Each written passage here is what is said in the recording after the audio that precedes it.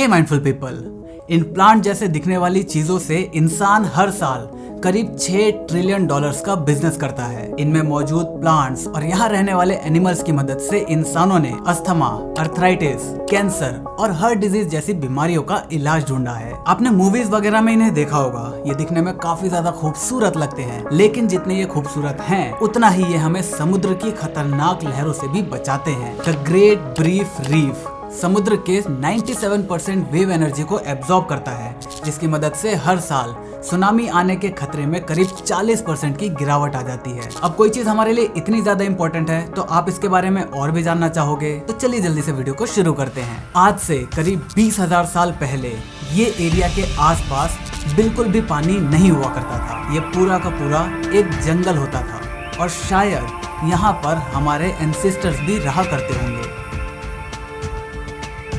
लेकिन 10,000 साल पहले लास्ट आइस एज के एंड में पोल से आइस मेल्ट होकर यहाँ पर आने लगी और धीरे धीरे यहाँ का इलाका जो कभी ऐसा था वो कुछ ऐसा हो गया और इसी वजह से हमें मिला दुनिया का सबसे बड़ा कोरल रीफ इकोसिस्टम। नाउ इतनी देर से हम जिसकी बात कर रहे हैं वो आखिर होता क्या है? What is a coral reef? Coral reef plant और एनिमल्स का एक ऐसा इकोसिस्टम होता है जहाँ पर मोस्टली प्लांट्स और फंगाई रहते हैं। जहाँ भी कोरल रीफ होता है वहाँ पर सबसे ज्यादा वाटर एनिमल की स्पीशीज पाई जाती है। हमारे लिए एक आइडियल धरती कैसी होगी?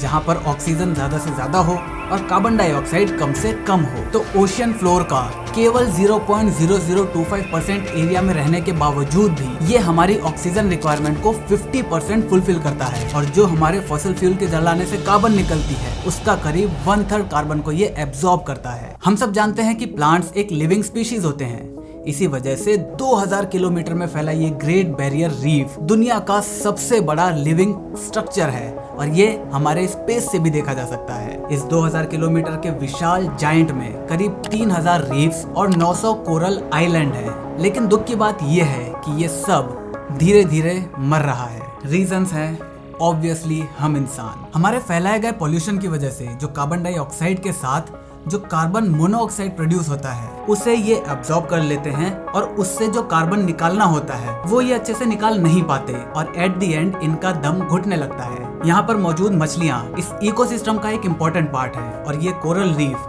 इन मछलियों के ऊपर और यहाँ की मछलियाँ इन कोरल रीफ के ऊपर डिपेंडेंट रहती हैं। लेकिन वाटर पॉल्यूशन की वजह से यहाँ पर नंबर ऑफ वाटर स्पीशीज खत्म होती जा रही हैं और उसकी वजह से इस इकोसिस्टम का जो बैलेंस है वो बिगड़ता जा रहा है। और अगर ऐसा ही चलता रहा तो आने वाले 100 से 150 सालों में ये रीफ घटकर आधा हो जाएगा, जिसके बाद ऑक्सीजन का प्रोडक्शन भी आधा हो जाएगा और जो कार्बन ये एटमॉस्फेयर से एब्जॉर्ब करते हैं वो भी अच्छे से एब्जॉर्ब नहीं हो पाएगा और अल्टीमेटली ऑक्सीजन की कमी होने लगेगी। हमारे धरती का जो ग्लोबल एवरेज टेम्परेचर है वो भी काफी ज्यादा बढ़ने लग जाएगा। समुद्र से सुनामी आने का खतरा बढ़ता जाएगा और करीब 500 मिलियन से भी ज्यादा लोग जो सिर्फ इस कोरल रीफ से अपना घर चला रहे हैं उन्हें भी अपना पेट पालने के लिए कोई दूसरा रास्ता ढूंढना पड़ेगा। तो अब इस चीज से बचने के लिए हम क्या कर सकते हैं? वही बेसिक प्रैक्टिस जो कि सुनने के बाद आप शायद थोड़ा सा मोटिवेट हो जाओगे और शायद आज या कल तक आप इसे दिल से फॉलो भी करोगे, लेकिन उसके बाद आपका कन्वीनियंस आपके इस नोबल कॉज के आगे आ जाएगा और आप फिर से वही प्लास्टिक को कहीं भी फेंकना शुरू कर दोगे। पॉल्यूशन में अपने भागीदारी को बढ़ाने लग जाओगे, ज्यादा से ज्यादा पानी वेस्ट करने लग जाओगे क्योंकि आपको लगेगा कि अगर आप उसको यूज नहीं करोगे तो आपका पड़ोसी ज्यादा यूज कर लेगा। आप रोज थैला लेकर मार्केट में नहीं जाओगे क्योंकि वो आपके लिए अनकन्वीनियंट है। तो इसी वजह से सॉल्यूशंस के ऊपर बात करने में कोई भी फायदा नहीं है।